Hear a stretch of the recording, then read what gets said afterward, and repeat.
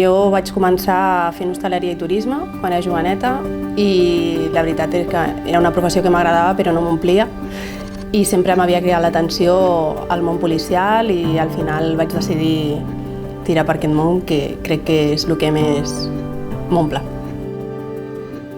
Aquesta feina aporta moltíssimes coses bones, sempre és una feina diferent, els companys som com una gran família i que et dona una possibilitat enorme de créixer professionalment. Ens falten dones. Hi ha molts àmbits en què la presència d'una dona realment canvia i dona el toc de diferència.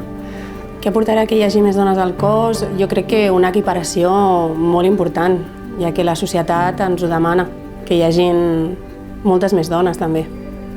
Us animo a totes que no tingueu por, que us estem esperant i us necessitem.